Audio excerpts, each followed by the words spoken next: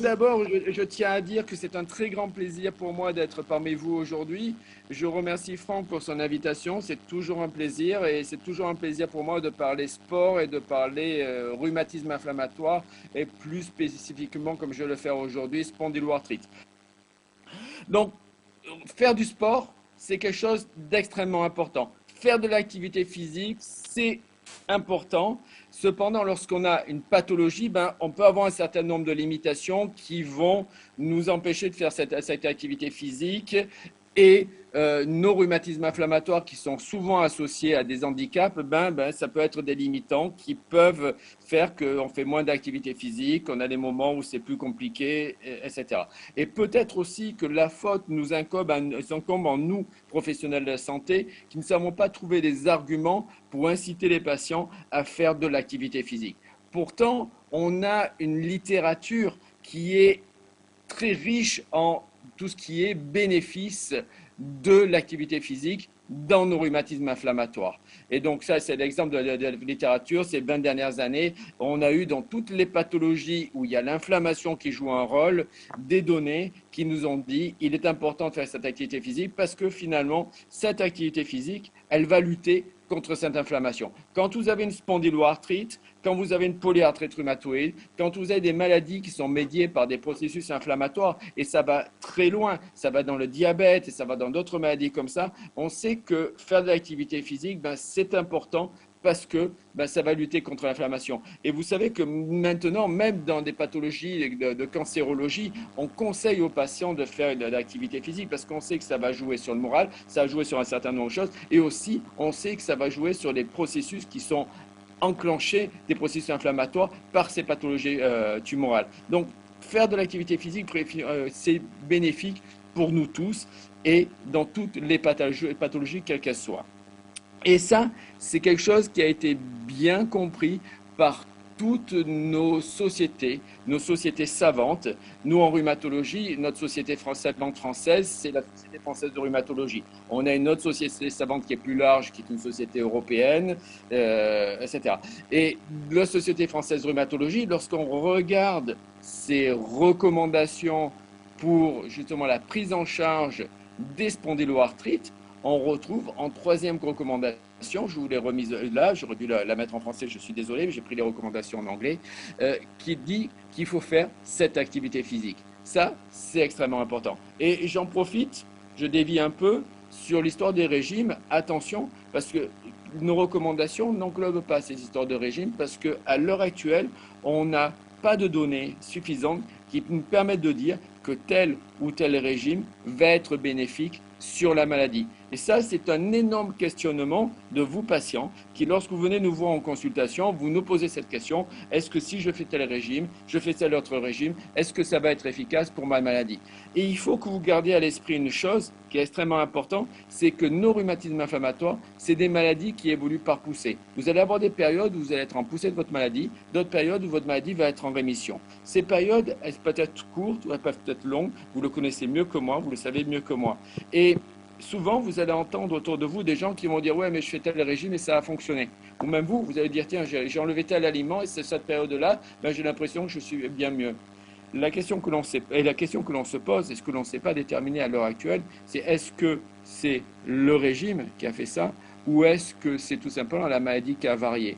Ce que l'on pense, et ce sont les données actuelles de la littérature, c'est qu'effectivement, il y a des aliments qui vont être pro-inflammatoires, des aliments qui vont être anti-inflammatoires, et que l'action que ça va avoir sur l'activité de votre maladie, elle va être très limitée. Et qu'en fait, l'activité de votre maladie, elle est médiée par tout un tas de facteurs, et que ça, c'est un tout petit facteur. Donc voilà, j'ai fait une petite incartade sur les régimes, je n'y retournerai plus, c'est parce que la diapositive s'y prêtait.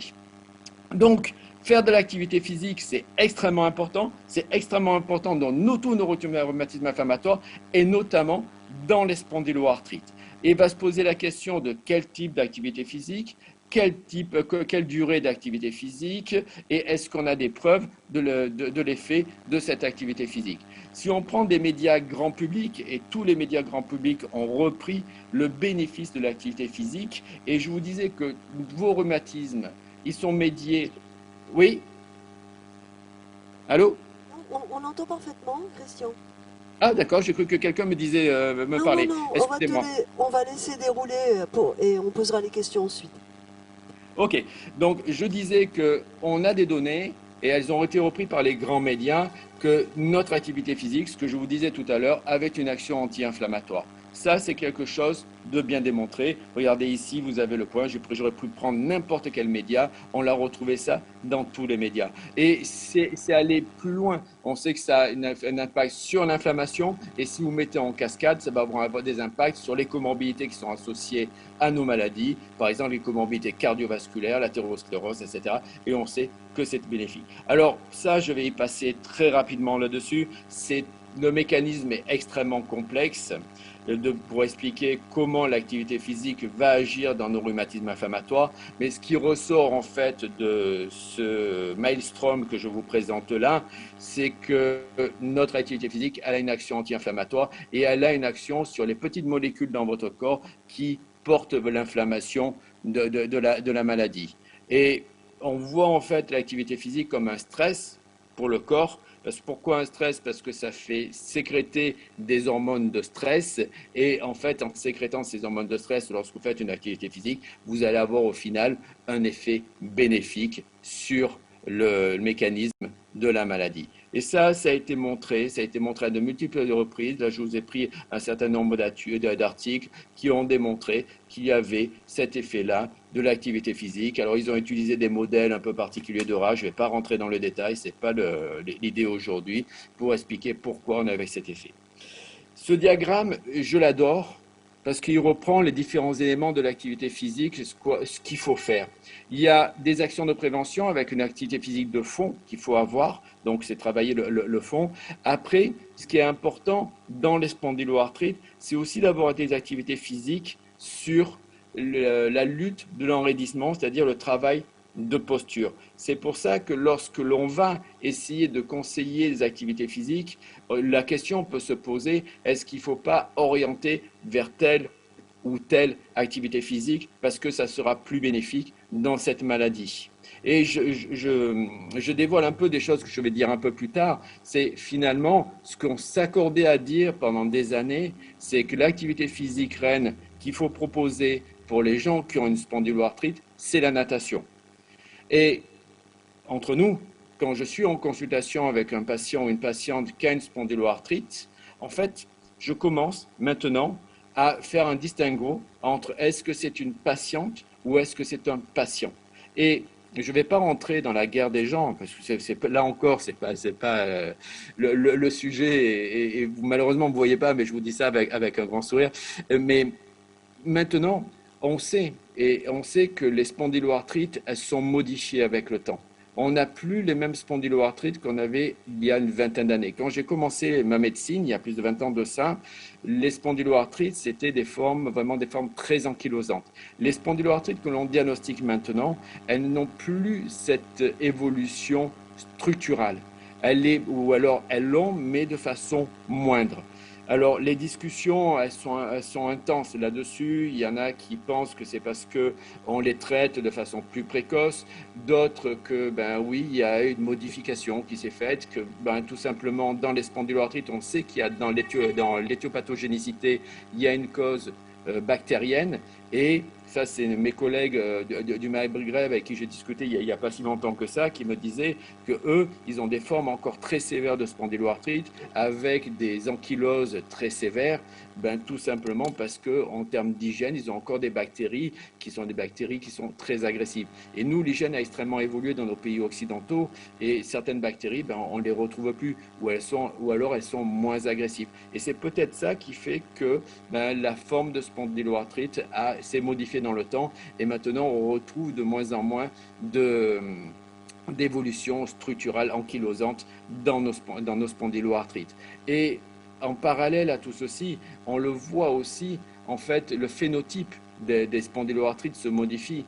Quand on se repositionne 20 ans, 30 ans en arrière, le sexe ratio, c'est-à-dire la part homme-femme, a été très en faveur des hommes, très, très, très en faveur des hommes. Au début de 1900, c'était une femme sur 10.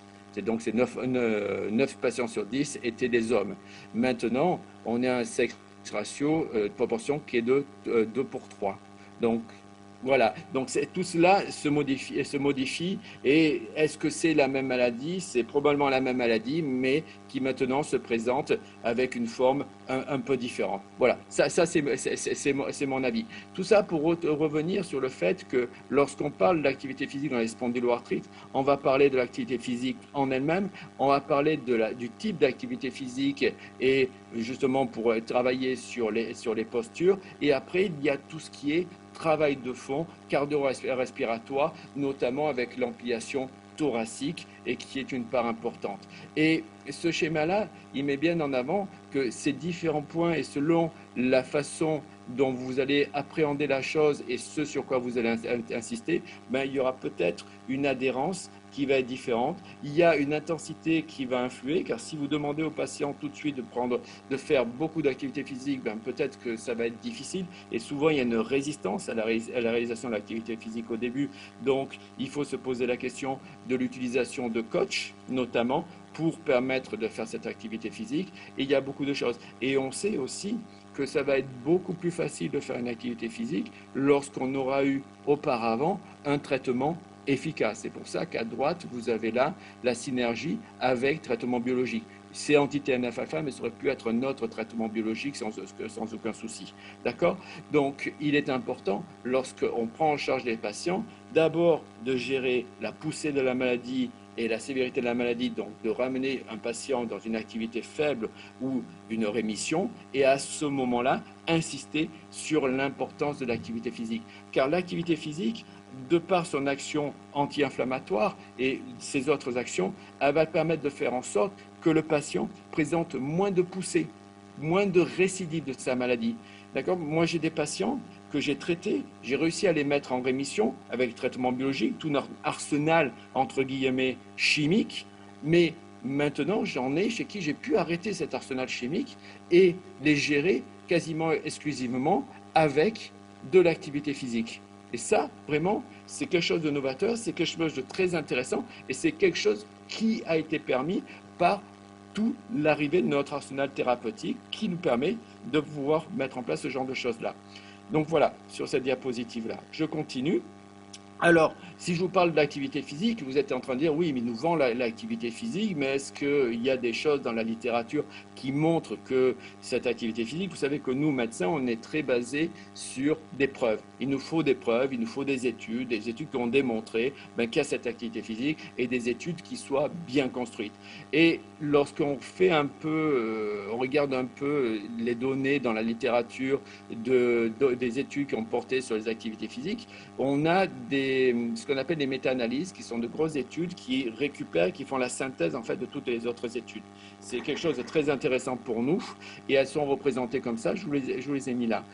Dans la partie haute, vous avez une méta-analyse qui s'est intéressée à la douleur dans les spondyloarthrites et l'effet de l'activité physique sur la douleur. Et en fait, c'est présenté sous la forme d'un diagramme, comme vous avez là, et vous avez à gauche, c'est en faveur de l'expérimentation, c'est-à-dire de l'activité physique, et à droite, en faveur du contrôle, là, c'était la non-activité physique. Et vous voyez que le petit quadrilatère noir, il est poussé sur la gauche en faveur de l'expérimentation. Ça veut dire que les données qui sont à notre disposition montrent que l'activité physique, pour la douleur, ça apporte un mieux chez les patients présentant une spondyloarthrite. Pour le BASDAI, qui est une évaluation de l'activité de la maladie, on voit que c'est la même chose, on a un effet bénéfique. Donc on a un effet bénéfique de l'activité physique, de ce que nous disent nos études sur la douleur et sur l'activité de la maladie. Après, je vais un peu plus loin. Sur la mobilité, là, ça a été difficile de mettre en évidence, c'est toujours un peu complexe. Sur l'enraidissement, la distance doigt-sol, on a l'impression là aussi qu'il y a un bénéfice de faire une activité physique qui est nette.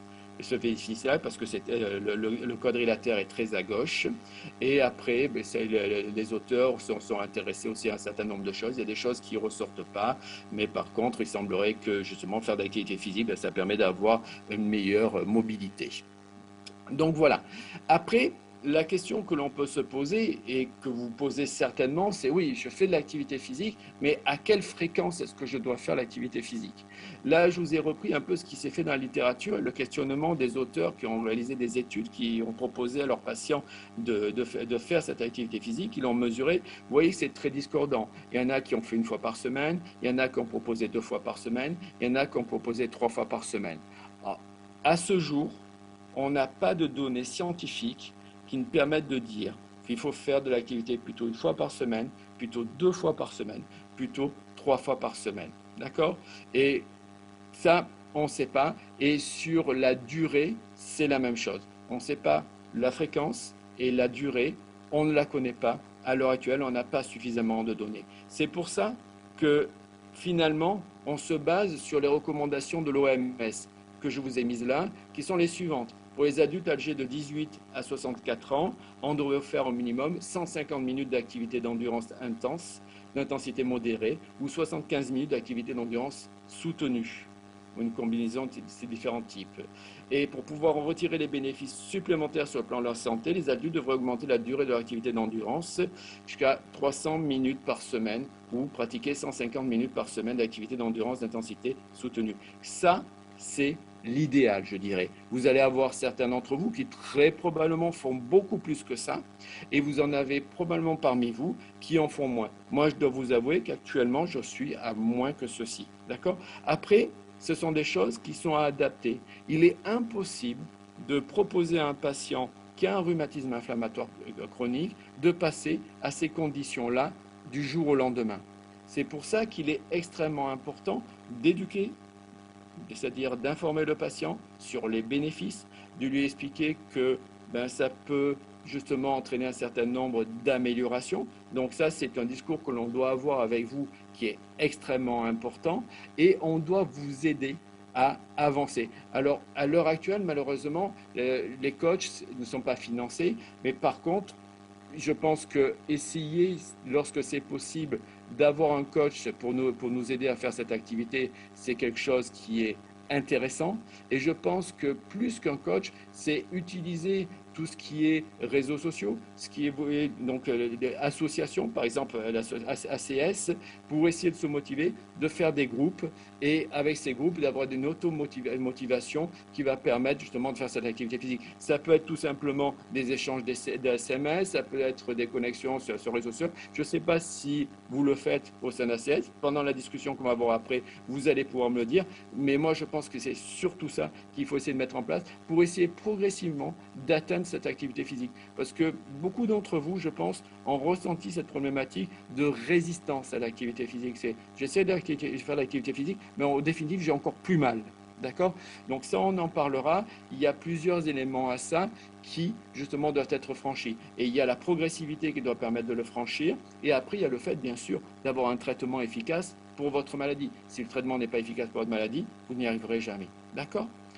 Donc, après, sur le type d'activité physique, si on prend les études antérieures et ce que l'on s'accorde à dire, moi, on m'a éduqué en me disant que c'est la natation qui est bénéfique, que c'est la natation sur le dos ou le crawl, surtout pas la brasse. Pourquoi? Parce que ça met en extension.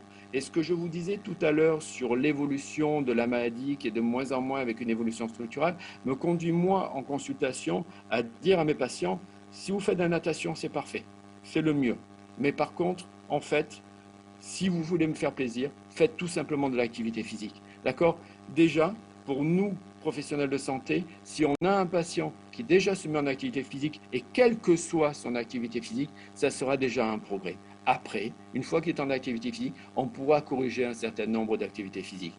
Il n'y a, à l'heure d'aujourd'hui, plus vraiment de contre-indication de tel type ou tel type d'activité physique. Alors, attention, bien entendu, sur des spondyloarthrites qui sont évoluées, qui ont une ankylose qui s'est déclarée, qui s'est mise en place, on va tout de même éviter les sports de contact et les sports à fort impact, où là, il y a des risques, il faut faire attention. D'accord? Donc, plus sur l'activité physique. Ensuite, on sait qu'il y a un souci chez les patients présentant un rhumatisme inflammatoire chronique et d'autant plus chez les patients présentant une spondyloarthrite. On a beau conseillé de faire une activité physique, mais malgré cela, beaucoup de nos patients, pour des raisons X ou Y, il y a toujours une raison en fait. Quand on n'a pas envie de faire quelque chose, on trouve toujours une raison. On n'a pas le temps, il y a les enfants à aller chercher, il y a ceci, il y a cela, etc. Et en définitive, on a très peu de patients qui font de l'activité physique. Ça a été un constat, c'est une certitude. Donc le questionnement que l'on a eu, nous, c'est de se poser la question, c'est est-ce qu'un objet connecté pourrait être intéressant pour aider les patients à se mettre en activité physique. Il y avait eu une étude c'est Cochin, non, parisienne, qui avait montré qu'un objet connecté pouvait permettre d'évaluer l'activité de la maladie. D'accord. Et à travers de ça, ils ont mis en évidence qu'il y avait un bénéfice de faire une activité physique, un bénéfice physique sur la maladie. Nous, on s'est posé, ça c'était les données sur les objets connectés, on s'est posé des questions en relation avec ces objets connectés. C'est ainsi qu'avec Franck, on a monté une étude qui a pu être réalisée grâce à Franck, je le remercie publiquement aujourd'hui, qui est une étude qui s'appelle Bush Taspondi, dont je vous avais présenté les prémices il y a 2 ans ou 3 ans de ça, il me semble. Et là, on l'a finalisé, cette étude. Et cette étude, elle partait du principe qui était le suivant, c'est se dire, si on donne un objet connecté à des sujets, à des patients, ça va les motiver pour faire une activité physique. Et donc, ça va avoir un impact sur la maladie. Et aussi, en donnant un objet connecté, tout simplement, on va très probablement améliorer l'activité de la maladie. D'accord. Ça, c'est sur les attentes réalité sur les patients. Hein. Hop, hop. Donc, c'est ainsi qu'on a construit une étude sur les spondyloarthrites, une belle étude randomisée avec des patients à qui on a donné un objet connecté. Vous avez le schéma ici qui est un peu complexe, mais je vais vous en faire la synthèse très rapide. Vous avez un groupe TG qui est l'objet connecté et un groupe NTG qui était l'absence d'objet connecté. Pendant 12 semaines, on leur a conseillé de faire une activité physique et on les a laissés faire. Et 12 semaines après, on a retiré l'objet connecté, on les a juste évalués encore 12 semaines plus tard. Et après 24 semaines, on a essayé de voir un peu ce que pourrait apporter un coach sportif pour les inciter à faire cette activité physique et voir l'impact sur la maladie. Eh bien, on a pu réaliser cette étude, j'en suis très heureux, mais par contre, nos résultats, ils ne sont pas allés vraiment dans le sens que l'on désirait. C'est-à-dire ici, vous avez les caractéristiques des patients.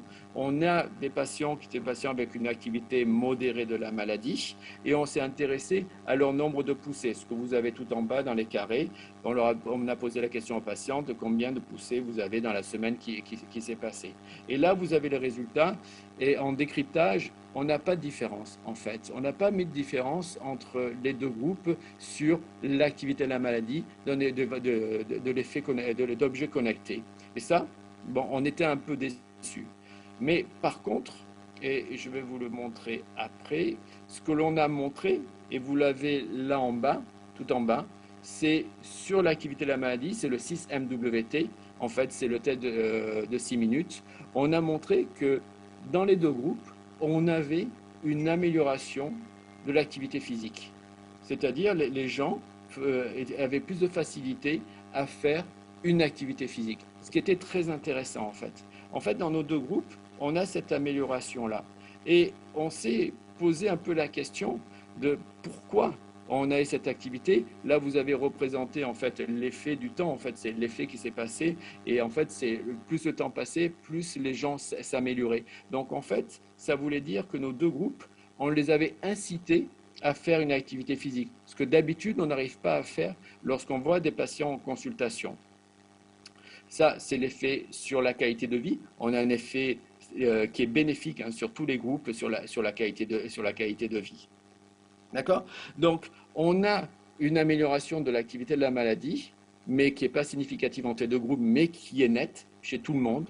On a une amélioration de la performance physique chez tout le monde. On a une amélioration de la qualité de vie chez tout le monde. On ne met pas en évidence de différence entre les deux groupes. En fait, la raison, elle est simple. C'est que tous les patients, tous, ont bénéficié au début d'une éducation où ils ont eu un coach sportif et un kiné qui leur a expliqué pendant 1 heure, en petit groupe de 10 patients, les bénéfices de l'activité physique. Et en fait, Tout le monde a bénéficié de cette éducation-là et c'est ça qui a eu un impact chez nos patients.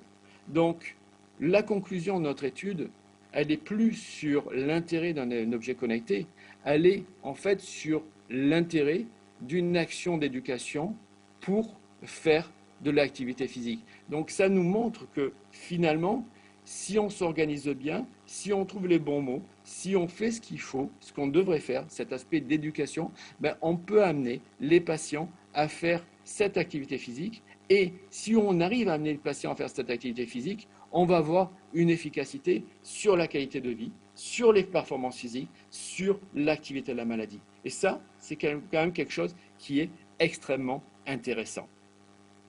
Et ça recoupe les recommandations de notre Société française de rhumatologie, qui cette fois-ci, elles sont en français, qui met bien en avant l'intérêt des exercices.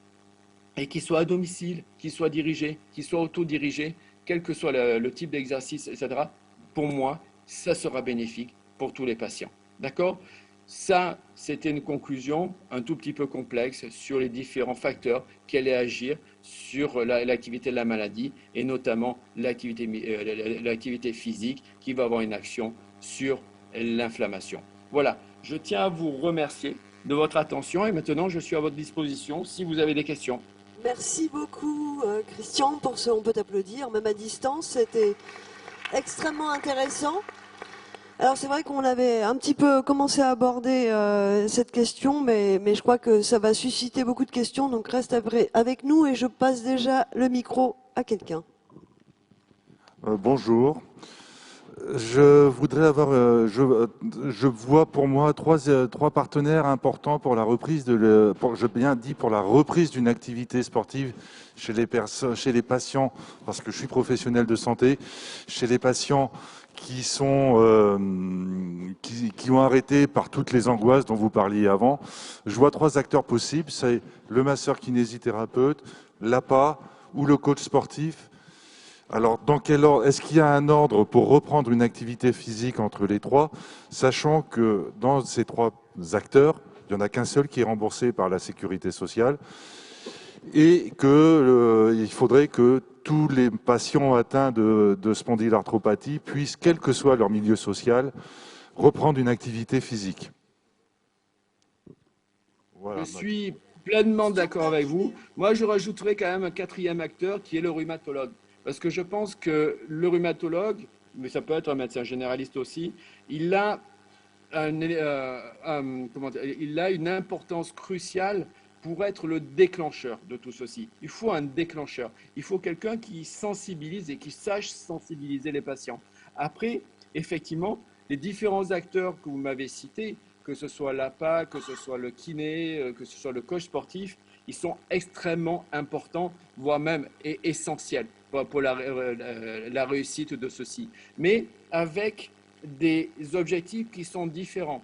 Le kiné, et malheureusement à l'heure actuelle, souvent on demande ça au kiné. Le kiné n'est pas là pour faire de l'activité physique aux gens. Le kiné, il est là pour régler un certain nombre de problèmes et pour faire en sorte que l'activité physique ou ce qui est fait ne soit pas délétère. Et c'est un rôle qui est, croyez-moi, quand je dis ça, pour moi, c'est essentiel. C'est pour ça que dans notre étude, on a fait cohabiter le kiné et l'APA. Et pour moi, ce sont deux professions qui ne doivent surtout pas s'opposer et qui doivent travailler en synergie. Et c'est ça qui est essentiel. Parce que le kiné, il va adapter l'activité physique, il va donner des conseils, et l'APA, lui, il va permettre aux patients d'aller plus loin, de faire leur activité physique de façon progressive et aller de plus en plus loin et franchir leurs limites. Donc, à l'heure actuelle, on a un problème, comme vous disiez, de remboursement. On a un problème financier. Mais à côté de ça, on a un monde qui évolue à une vitesse incroyable. On a les réseaux sociaux, on a des objets connectés. Et quel que soit votre niveau de vie et votre niveau excusez-moi du terme, l'argent que vous avez, votre niveau social, excusez-moi, c'est le terme que je cherchais, votre niveau social, tout le monde est sur des réseaux sociaux, tout le monde a la capacité d'être connecté. Et comme je vous disais pendant ma présentation, faire des groupes Facebook, moi je n'utilise pas Facebook, ou faire des groupes, je ne sais pas comment, et les jeunes ils savent mieux que moi faire des groupes sur ces réseaux sociaux pour se motiver. Parce que vous avez toujours dans cette maladie des gens qui sont des gens qui font du sport, des gens qui sont des professionnels du sport, etc. Ou alors même des coachs sportifs ou même des kinés qui peuvent aider, qui peuvent donner des conseils. Et je pense que c'est de cette façon-là qu'on peut avancer et qu'on peut permettre à tout le monde de faire cette activité physique. Merci Christian. Une autre question. Ça y est, hein, on te voit à l'écran. Donc attention à ce que tu fais. Oui, bonjour. Moi, ce serait plus tout d'abord un témoignage. J'ai été diagnostiqué relativement tôt, à 15 ans, du coup, d'une spondyarthrite. J'ai 23 ans actuellement. Je vois qu'il y a quelques jeunes dans la salle et ça change parce que souvent, quand je me rends pour des choses pour la spondyarthrite, il y a beaucoup de personnes plus âgées que moi. J'ai énormément souffert de la spondyarthrite de mes 15 à 20 ans. Mais ce que je voudrais ajouter, c'est que maintenant, j'ai 23 ans.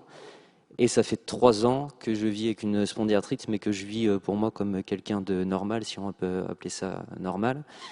Et relativement grâce au sport. Parce que depuis 3 ans, je fais du trail, du crossfit, de la natation. Je fais 5 à 6 fois par semaine du coup du sport. J'essaye de me dépasser au maximum et je pense que c'est tout à fait possible jusqu'à un certain âge et jusqu'à un certain nombre de douleurs également.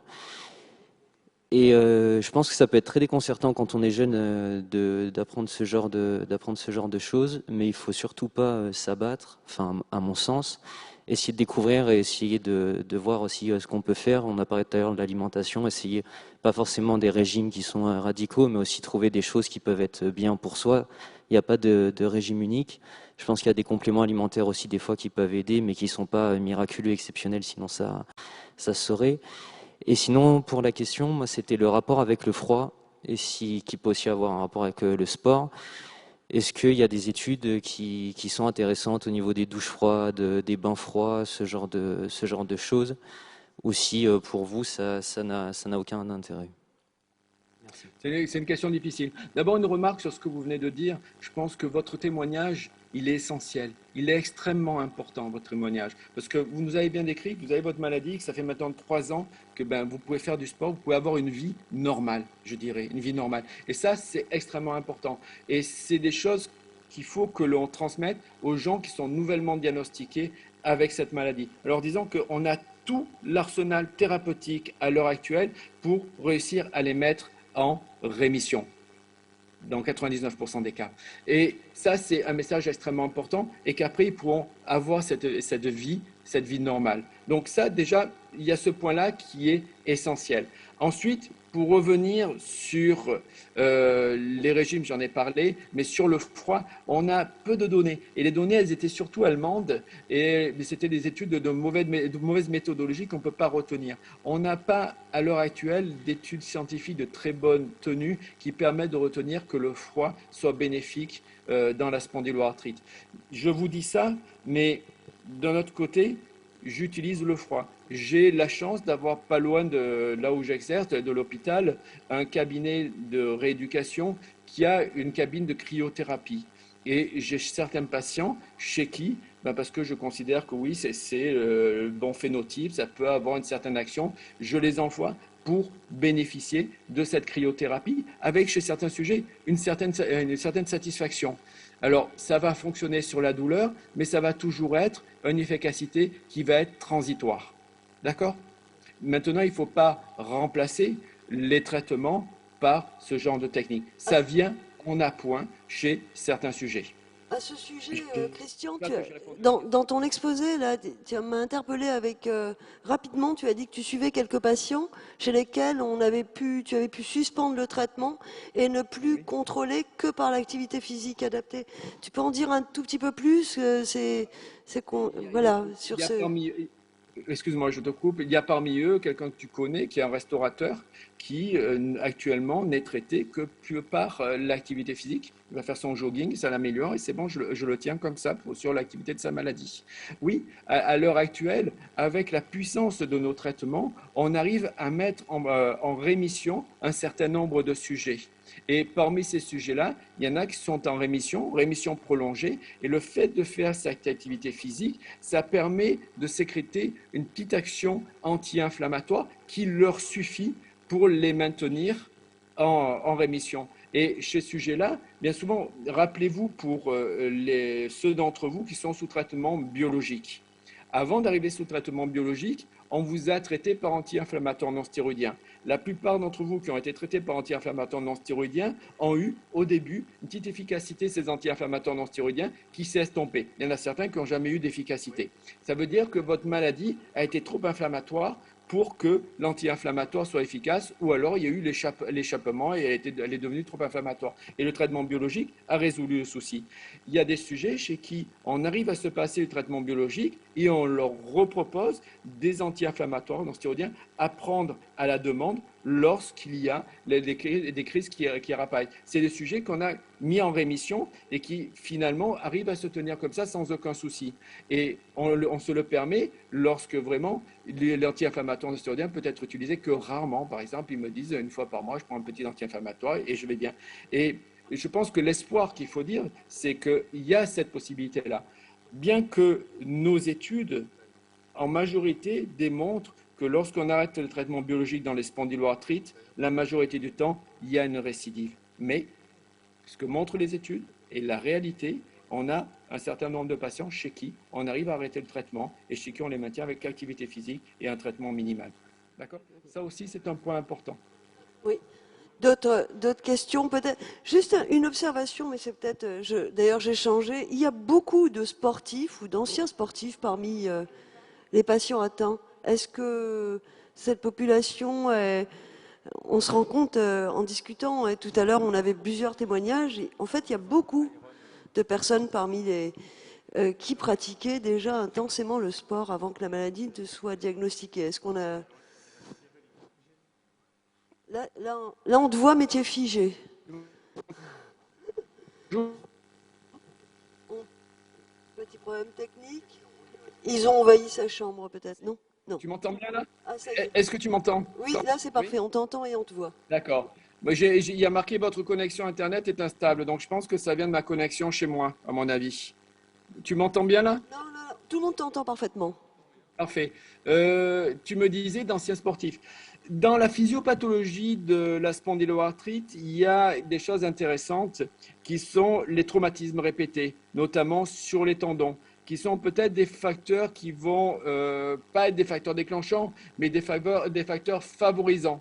Donc, ce sont des choses c'est des questionnements que l'on a actuellement sur un terrain particulier, un terrain génétique, un terrain environnemental particulier. Ben, vous avez ces traumatismes répétés qui peuvent faire que la crise apparaisse et la maladie se déclenche. Alors, peut-être que la maladie se serait déclenchée plus tard, etc. Donc, ça, en relation avec certains sportifs de haut niveau, ça peut faire le lien. Après, rappelez-vous, hein, c'est une maladie qui a une fréquence qui est de 0,3 à 0,5% en France. Ça fait du monde. Donc, il est logique que dans les sportifs de haut niveau, on ait des gens qui aient ce type de pathologie. Par contre, ce qui est possible aussi, c'est que le fait de faire une activité sportive intense, ils ont sécrété un certain nombre de choses qui fait que pendant un certain nombre d'années, ils n'ont pas eu de manifestation de la maladie. Et au décours d'un événement, d'une blessure, où ils n'ont plus fait d'activité physique, ils n'ont plus eu leur activité physique intense, c'est là où la maladie se rappelle à eux et se déclare. D'accord, très bien. Et d'autres questions dans la salle? C'est vrai que... Oui, j'arrive. Ah, il y en a deux. Peut-être madame, le micro va lui arriver plus rapidement et puis ensuite je monte, vous en amenez un. Bonjour. Oui, c'est bon, on vous entend. Okay. Super. Oui, j'avais une question par rapport au type de sport que vous conseillez. Moi, je faisais beaucoup de sports avec des impacts violents, des sports de contact pendant assez longtemps, jusqu'à ce que j'arrête. Et là, c'est le moment où mes premières grosses crises de spondy ont commencé. Et donc, comme la dame disait un peu plus tôt, moi, je me dépassais forcément. Pour moi, le sport, c'était aller au-delà de ses limites, et ce qui me créait des grosses crises d'inflammation et qui me bloquait dans le sport après. Donc là, je fais maintenant du pilates et du yoga au quotidien. Et du coup, je voulais vous demander vos retours là-dessus, parce que le pilate est fait pour notre type de maladie. Il est fait pour muscler en profondeur, travailler les articulations, renforcer la structure globale du corps. Et du coup, quel est votre retour en tant que médecin là-dessus? Merci de vos questions. Mon retour, il peut être que bénéfique. C'est ce que je vous disais au décours de mon topo, c'est que j'ai beaucoup évolué avec l'évolution de la maladie. Pour moi, à l'heure actuelle, tout type d'activité physique que vous allez faire va être bon. D'accord? Encore plus si vous convient. Donc, si vous faites de l'activité physique, c'est bon. Après, certains types d'activité physique sera plus bénéfique selon certains sujets en fonction du phénotype, de l'expression de sa maladie. Mais si déjà vous arrivez à faire votre activité physique, c'est bénéfique. Et ce que je disais justement en préalable, pour répondre à la question de la personne précédente, vous êtes aussi un exemple type. Vous avez fait votre activité physique, à un moment vous avez arrêté, et c'est là où ça a été la catastrophe. D'accord? Donc, ça c'est assez caractéristique. Maintenant, il faut que vous trouviez votre activité physique qui vous convient, il faut faire cette activité physique. Et encore une fois, pour moi, à mes yeux, à l'heure d'aujourd'hui, il n'y a pas vraiment d'activité physique qui soit délétère. D'accord? Bien sûr, si vous me dites que vous allez faire du full contact ou choses comme ça, je reverrai peut-être mon raisonnement. Mais par contre, pour votre sport de contact, en fonction de l'évolution de votre maladie, si on vous a traité, si vous êtes en rémission maintenant, si vous êtes bien amélioré, vous pouvez recommencer à le reprendre progressivement. Toute activité physique. Ça, c'est une règle qui est essentielle aussi. C'est lorsqu'on a la maladie qui est en poussée, la maladie qui est très active, c'est quasiment impossible de faire une activité physique. Par contre, lorsque la maladie est en faible activité ou est en rémission, c'est là, et notamment si on a fait un long arrêt, où il faut reprendre l'activité physique. Et des gens sportifs comme vous, très sportifs comme vous, c'est le gros problème. Parce que souvent, ils ne comprennent pas que l'activité sportive, il faut la reprendre progressivement. Il ne faut pas essayer d'essayer à nouveau de se dépasser, d'aller au-delà de ce que l'on peut tout de suite. Il faut y aller progressivement. Merci. Je pense que c'est le terme important, c'est la progressivité. Merci Christian. Une dernière question parce qu'on a dépassé le temps, me dit-on. Mademoiselle, des jeunes personnes. Bonjour et merci pour votre intervention. Je voulais juste poser une question rapide. Vous avez parlé des APA, en plus des kinés. Qu'est-ce que c'est les APA? Excusez-moi, c'est vrai, c'est nos jargons. Ce sont les assistants d'activité physique. Ce sont des gens, c'est en fait, c'est entre guillemets les coachs sportifs. Et c'est des gens qui sortent généralement, qui ont été formés dans les universités STAPS. Et en fait, qui ont cette formation d'être acteurs de la santé et faire l'activité physique dans la santé. Donc, ce sont des assistants d'activité physique. Avant de boucler, peut-être juste une question à la salle. Est-ce qu'il y a des personnes qui ne font pas de sport et qui ont été convaincus, parce qu'il y a beaucoup de sportifs, qu'il fallait qu'ils s'y mettent, qui ne fait pas du tout, qui ne fait rien? Non, vous faites du sport. Vous avez fait quasiment plus et là, il vous a convaincu de vous y remettre. Il va réessayer. Très très bien, tu as au moins convaincu. Mademoiselle? Attendez, oui, je vous le passe parce que c'est peut-être juste intéressant d'avoir une personne jeune qui a du mal à s'y mettre et qu'on a peut-être convaincu. Oui, alors bonjour.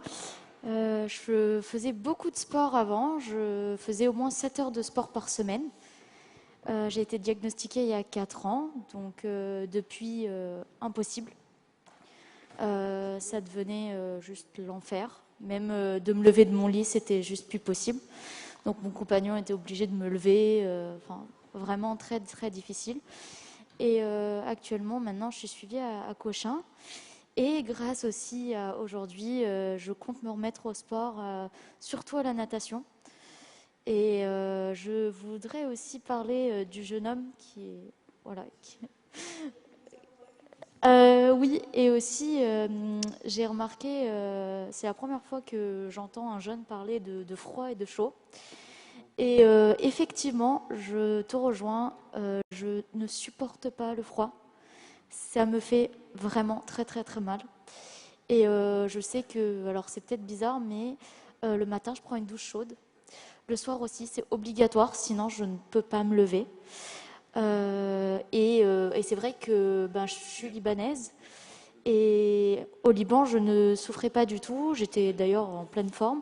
Et depuis que je suis arrivée à Paris, c'est très très difficile. C'est vraiment très très difficile. Je souffre énormément.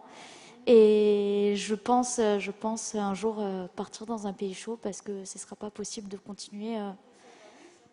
Voilà, descendre à Nice, ce serait parfait. Et donc voilà, c'est un peu compliqué.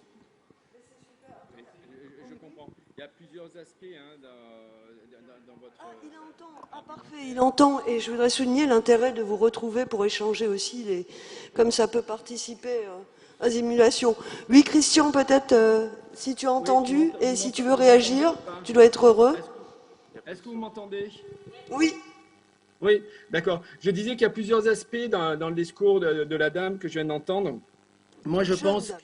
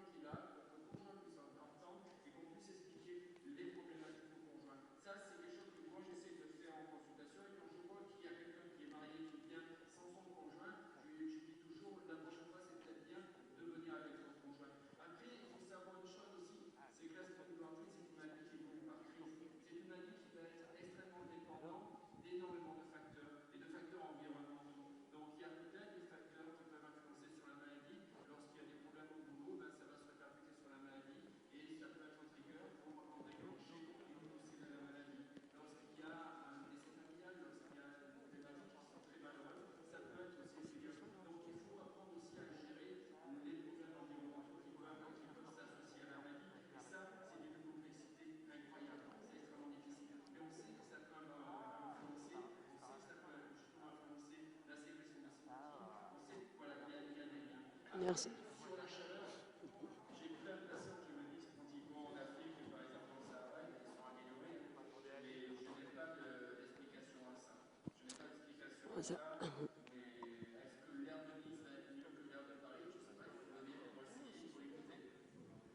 Et Christian, alors je devrais arrêter, mais il y a deux questions importantes. Alors si tu peux rester quelques minutes encore, Franck Gérald va me sauter au cou, mais on va prendre les deux dernières questions, c'est trop important. Merci, Madame, merci. Et puis monsieur, je vous Merci la passe beaucoup. juste après. Vous entendez? Merci. Oui, donc c'est au sujet du froid, donc le traitement au froid. Moi, j'étais obligée d'arrêter en fait la natation parce que justement avec le froid, j'ai encore beaucoup plus de douleurs en fait.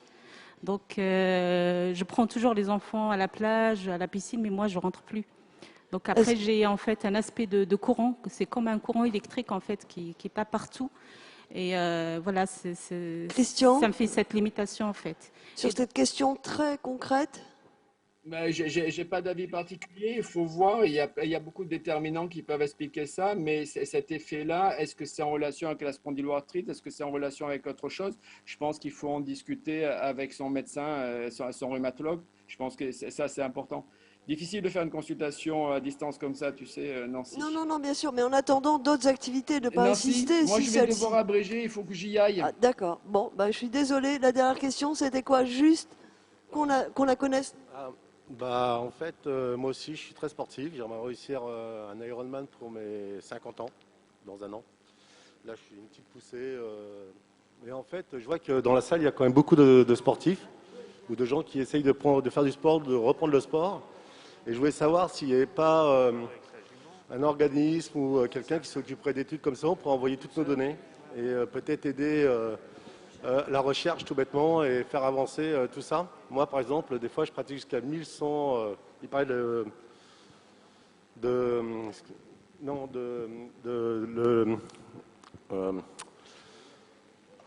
la quantité de sport, les périodes soutenues ou modérées, etc.